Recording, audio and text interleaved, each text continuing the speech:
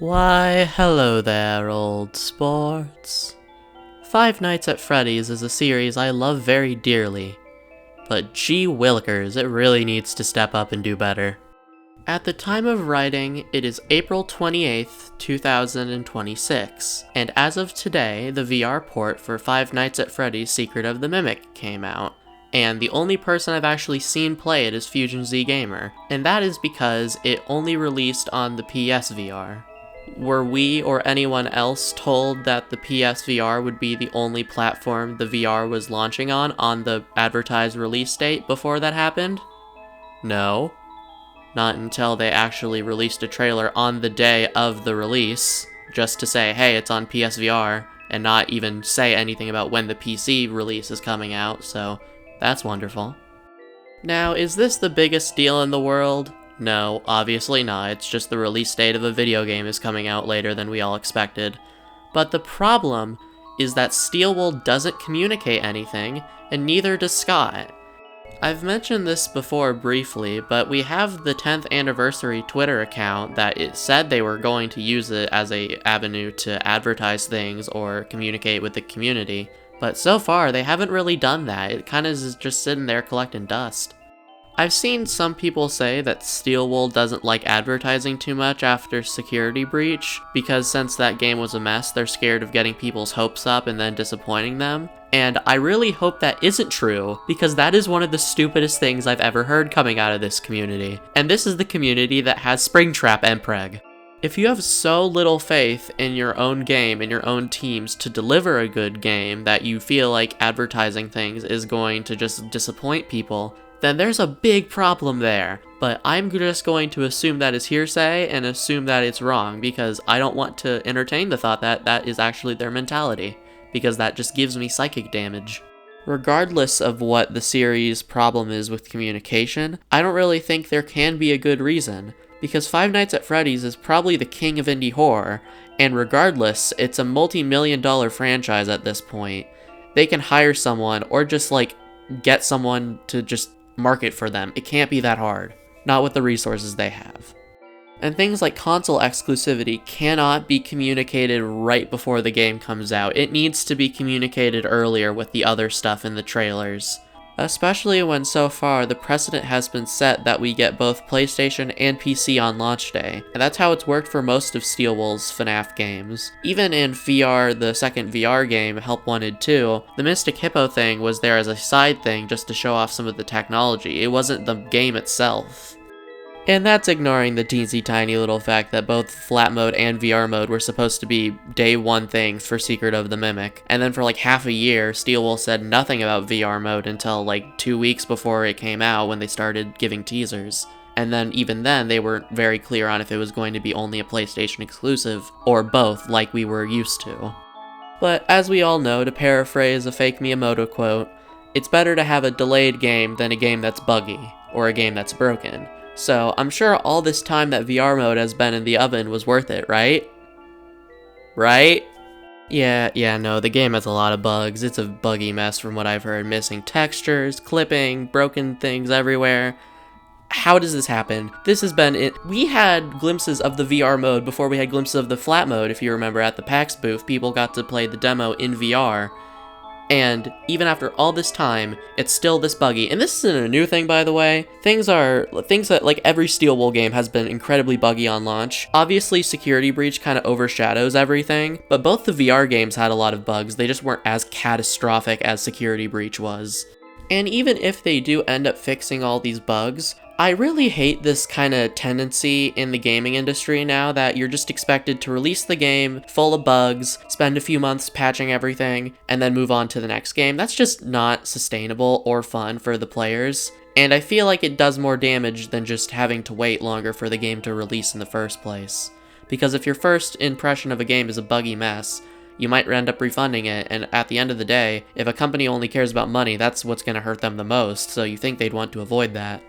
I'd also like to state that if these games are going to release this buggy, they shouldn't be as expensive as they are, because I feel like with a higher price comes an expectation of higher quality, and releasing a buggy mess of a game is not quality. That is the opposite of quality. I would like to remind you that for the $40 you could spend on Secret of the Mimic, you could also buy Resident Evil 4 Remake, or every single Scott FNaF game. You know, you could do that if you wanted. You could get like 6 games for the price of one Secret of the Mimic. But obviously that comes down to personal opinion on what you think is better. I may believe that all of the Scott games are better than Secret of the Mimic or Security Breach, but again, if that's your opinion, you're completely entitled to having it, so I don't want to shame you for it. I just believe if the games are going to be this expensive and this buggy on launch, that is a problem. Also, another thing I'd like to mention is that in terms of gameplay at least, Secret of the Mimic is pretty generic. Actually, it's very generic in terms of mascot horror, at least. You just go around, you run, you hide occasionally, wait for the enemy's short-term memory loss to kick in, and then continue running. Now, if you prefer that type of gameplay to something like the sit and survive of the old FNaF games, again, that's completely fine. But I would just like to bring up that there's cheaper and more high-quality options out on the market if that's what you're looking for. The thing that made Five Nights at Freddy's so interesting and so novel in the first place wasn't just the lore. The lore was something you had to look for once you were actually playing the game. What got people to play the game in the first place was the unique gameplay for the time, the sit and survive gameplay. It was something that wasn't very popular in the horror sphere at that point, and then from there, once people were drawn in by the interesting gameplay loop, then they found the lore, then they found all this other stuff, and that's what really sucked people like me into the series. And again, obviously, if the series wants to do something different or the fans want something different, that's completely okay. But charging more money and saying, hey, we're doing this because it's Five Nights at Freddy's, this is the Five Nights at Freddy's tax, when other games are doing the same gameplay loop but better, I feel like that doesn't make much sense. Especially when the fact is that name got popular because of a different type of gameplay than the one they're using to shill these new games, if that makes any sense. I don't know, maybe I'm being pessimistic. Things aren't probably as malicious as I'm writing them out to be. But then again, there's a part of me that would prefer it just be malice rather than incompetence, because at least malice has the opportunity to be done purposefully, compared to incompetence, which is just annoying and frustrating. It just feels like the series is getting lazier and is losing a sense of quality control that is very much needed. Things like Leon Riskin's Abyss project and Chica's Secret Party both came from a lack of communication from Scott and Steelwool. There's the stupid thing with the novel adaptation of the second movie where there's just like, it feels like the writer was just thirsting over half the characters, at least through the narration, and then the other characters were all being creepy for no reason, just like in the first book where there was the thing with the lawyer. And again, it feels like there's a lack of quality control that is probably just laziness. I've talked before about how I feel like sometimes the story isn't ever meant to give answers, and the only answers that are meant to be given are meant to perpetuate the cycle just so the story can keep running on and on forever. And I didn't really want to talk about it then, but I think the reason for that is just because this is a brand, it needs to keep making money. But the problem is that, I don't know, it just feels like things are getting messier and less quality controlled because they think the series is just an infinite money printer. But eventually, if they keep doing that, I'd like to think that the fans are going to get sick and tired of it. But I don't know. This is 2026. It feels like people are supporting companies or franchises for no reason, even if they really shouldn't be, or even if what really would be supporting the franchise would be to criticize it, but I don't know. Obviously, don't send any hate towards Steelwool's way. I shouldn't have to say that, but again, this is the internet. Attacking people won't help anything, and will probably just make people double down, if anything. I feel like maybe, almost, we need a different company to head the series rather than Steelwool, because I know people like to give Steelwool slack, but the thing is, they've been making these games for 7 to 8 years, which is longer than Scott was in the driver's seat. And I feel like all we've gotten so far are 2 games that were liked because they were VR games that did a good job most of the time, a game that was a complete mess, and a game that's been controversial if anything. Obviously the Scott games were smaller scale and lower budget, but at this point I think that's just a good thing. Steelwool's Achilles heel has always been their overambition. They try to reach too high and end up messing up everything in the process. They try to make these huge grand games, but they just can't. And that's okay. Scott couldn't make these AAA level games either. And what Scott did is he used the resources he had to make tighter, put together, good, small games, and they are still loved to this day. And honestly, despite really liking the story of Secret of the Mimic, I still think the gameplay is pretty generic and not that good.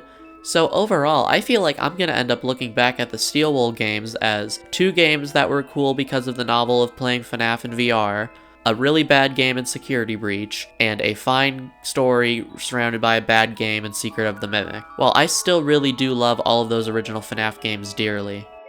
I just feel frustrated because I know these games and the series has good potential in it left still, but it just feels like no one cares enough to grab at it. And when you look at the fan games that are coming out, Frick Bears 3, even older games like The Joy of Creation, I'm not talking about the new one, I'm talking about the original that came out, those games are amazing. And they were done purely out of love for the series. They weren't done with they weren't even done because they could get profit out of it. They were purely done out of love and devotion towards the series. I know this is probably a dumb comparison, but it almost kind of feels like that scene from the first Iron Man movie where it's like these fan game developers are building these fan games with nothing but a box of scraps. Ugh, my voice cracked, ow. No, but my point is that, like, people are making good games, or good FNaF games, without all of the resources that the mainline games have, and it feels like half the fan games are better at this point. And obviously there's lots of bad fan games, but, like, some of these fan games are much better, and I would pay $40 for them, but those aren't the ones that are being put on the market. They're ones that are just... I don't know. I really do love Five Nights at Freddy's, but like I said, it needs to be better.